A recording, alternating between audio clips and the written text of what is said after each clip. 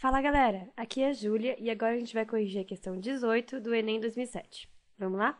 Primeira coisa que a gente nota é uma linha do tempo, tudo bem? Que vai desde 1850, passa por 1871, 1885 e 1888, né? O tema, o título é Abolição da Escravatura, tudo bem? Então, em 1850 a gente tem a Lei Eusébio de Queiroz, que significa o fim do tráfico negreiro. Não pode existir mais tráfico de escravos negros entre Portugal e África. Tudo bem? Em 1871, existe a Lei do Ventre Livre, que é a liberdade para os filhos de escravos nascidos a partir dessa data. Então, a partir de 1871, se uma escrava está grávida e tem um filho, este filho nasce livre. Tudo bem? Não é escravo. Tudo bem?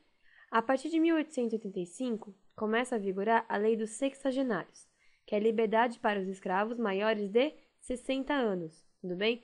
Não era muito comum um escravo chegar aos 60 anos, inclusive por os problemas de estrutura, de moradia, de alimentação, de muito trabalho, a maioria não chegava aos 60.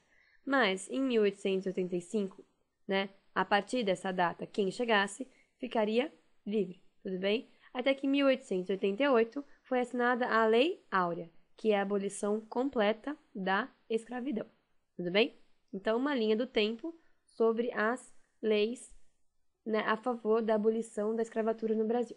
Tudo bem? Considerando a linha do tempo acima e o processo de abolição da escravatura no Brasil, assinale a opção correta. Então, segundo a linha do tempo e os seus conhecimentos, qual é a opção correta em relação ao processo de abolição da escravidão no Brasil? Tudo bem? Vamos então para as alternativas. Letra A. O processo abolicionista foi rápido, porque recebeu a adesão de todas as correntes políticas do país. Galera, em primeiro lugar, o processo abolicionista foi rápido. Galera, aqui começa em 1850, a primeira. Quando que vão ter a abolição total da escravidão? Só em 1888, quer dizer, não é tão rápido assim. São 38 anos. Para muita gente é uma vida, certo? E além disso, ele diz que o processo foi rápido, o que não é verdade, porque recebeu a adesão de todas as correntes políticas do Brasil. Galera, na época, os cafeicultores não são a favor da abolição da escravatura, tudo bem? Principalmente porque eles usam o escravo na colheita do café, certo? Então, não são todas as correntes políticas que estão a favor do fim da escravidão, tudo bem? Então, a letra A tem 2 erros. Letra A, incorreta. Letra B. O primeiro passo para a abolição da escravatura foi a proibição do uso dos serviços das crianças nascidas em cativeiro. Então, o que é a proibição do uso dos serviços das crianças nascidas em cativeiro, nascidas presas? Quer dizer, proíbe que as crianças que nasceram de escravas sejam escravos.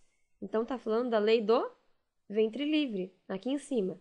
Só que na alternativa ele diz que foi o primeiro passo. Segundo a própria linha do tempo, não. O primeiro foi de 1850, certo? Então, letra B, incorreta. Letra C. Antes que a compra de escravos no exterior fosse proibida, decidiu-se pela libertação dos cativos mais velhos. E aqui a gente vai para a linha do tempo de novo.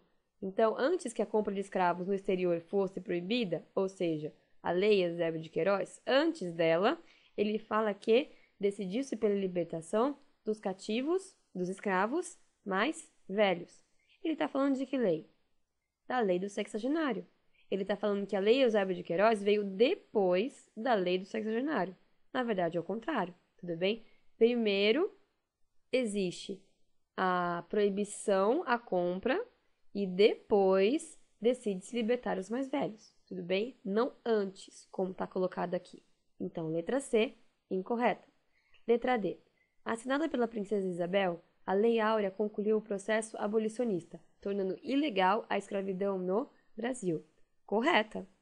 Aqui está falando, então, da nossa última data. Então, se antes aqui se proíbe a compra do escravo no exterior, aqui se proíbe que as crianças sejam escravizadas. Aqui os escravos maiores de 60 anos vão a ser livres.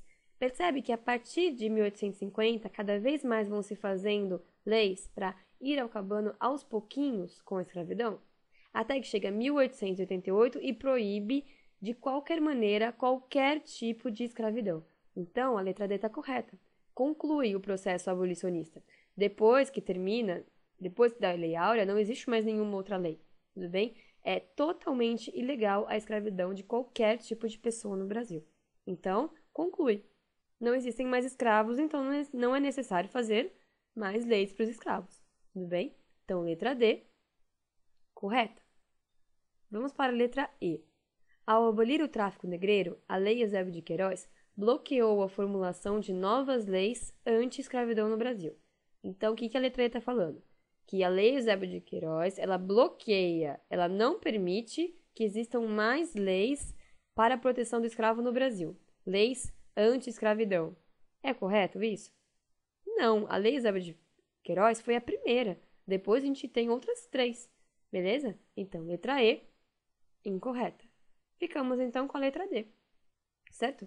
Que fala mais a respeito da linha do tempo e do processo de abolição da escravatura no Brasil, tudo bem?